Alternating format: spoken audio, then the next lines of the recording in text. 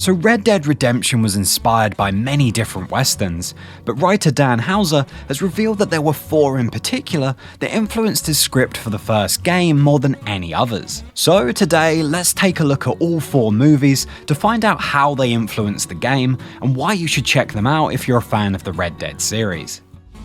So first up, we have High Plains Drifter, a 1973 western directed by and starring Clint Eastwood. And in the movie, Eastwood plays a mysterious stranger who arrives in a lawless town that's in desperate need of help. So despite his intimidating persona and violent tendencies, the locals ask the Drifter for assistance in killing a group of outlaws, as it gradually becomes clear that the mysterious rider has not arrived in town by accident, but rather to enact vengeance against the outlaws for their past crimes. So straight away, the plot has a lot of similarities to Red Dead Redemption, particularly in the way that John is often called upon as a capable killer in various local conflicts, which he only really gets involved in because they happen to align with his own personal interests. And in that sense, you can see how a morally ambiguous, complex anti-hero like the Drifter could have served as a useful starting point for a character like John Marston, even down to the way in which he moves, dresses, and handles himself. The movie also tackles many of the same themes as Red Dead Redemption,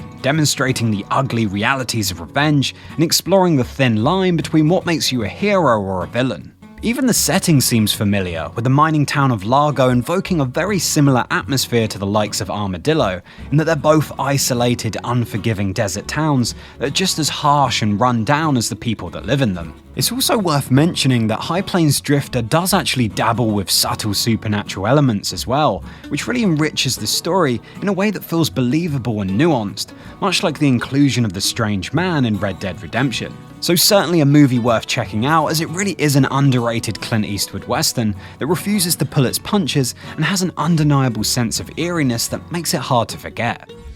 Another huge inspiration for Red Dead Redemption was the classic 1969 western The Wild Bunch, directed by Sam Peckinpah. And the film follows a group of aging outlaws in the early 20th century who are forced to go on the run after a failed heist, leading them to Mexico, where they decide to take on one last big job, feeling as if it's the only way to secure their futures in an ever-changing world that no longer has a place for their kind. Now, you've probably noticed that sounds a lot like the plot for Red Dead Redemption 2. However, the movie also had a big impact on the first game as well. For starters, The Wild Bunch was apparently what convinced Houser to set the story in 1911, as he felt the dying days of the Old West would gel better with the overall narrative, given that it's full of characters haunted by their pasts, hoping for a better future. And on that topic, The Wild Bunch is another western that's famous for its morally complex, multi-dimensional characters that push the definition of an anti-hero to its limit. Now, this didn't necessarily make the characters in the movie more likable or engaging,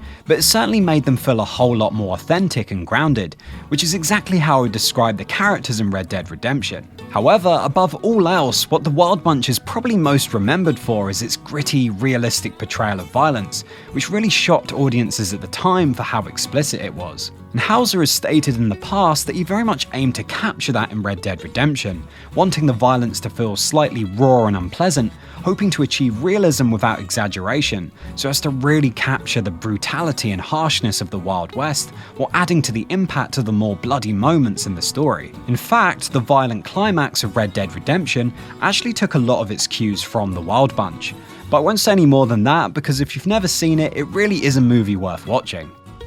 Another big influence on Red Dead Redemption was Unforgiven, a 1992 western directed by Clint Eastwood. And he actually also stars in the movie as William Money, a retired and reformed outlaw in the late 1800s who's struggling to make a living as a farmer. So in order to keep himself afloat, William agrees to take up arms one last time, to kill 2 wanted outlaws to secure the safety and security of his family, while the crimes of his past grow ever heavier on his conscience. Now again, as far as the plot goes, there are some pretty obvious similarities, given that Red Dead Redemption and Unforgiven both feature an anti-hero protagonist, actively trying to put their violent past behind them despite being pulled back into a life of violence by circumstances beyond their control. But the film also really delves into themes of regret, remorse, and most importantly, redemption, with William realizing throughout the course of the movie that violence begets violence, and that the cycle of revenge is never ending, which are exactly the same realizations that John and Jack have by the end of Red Dead Redemption.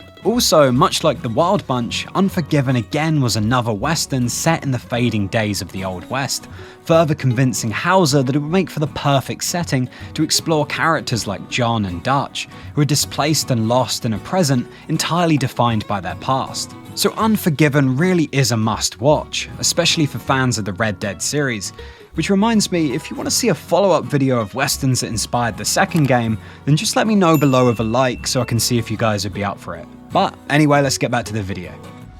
So finally, at number 4, we have The Proposition, a 2005 Australian western starring Guy Pearce. And this one might be the biggest influence of them all, and was actually the one movie that Dan Houser advised Robert Clark to watch before playing Arthur Morgan. But if you've never heard of it, The Proposition follows Charlie Burns, an outlaw in the 1880s, arrested for his involvement in a brutal crime spree in the Australian outback. However, the leader of their gang, Arthur, who's also Charlie's oldest brother, is still running free. So a sadistic lawman gives Charlie an ultimatum to find and kill Arthur within 9 days, otherwise he'll execute his younger brother, Mikey. So Charlie reluctantly agrees to the proposition and rides out on a dangerous quest to find and kill one brother in order to save the life of another, unsure if he can actually go through with it as he comes face to face with the consequences of his violent past. So once again, a really similar kind of story to Red Dead Redemption, in that Edgar Ross essentially forces John to kill his old family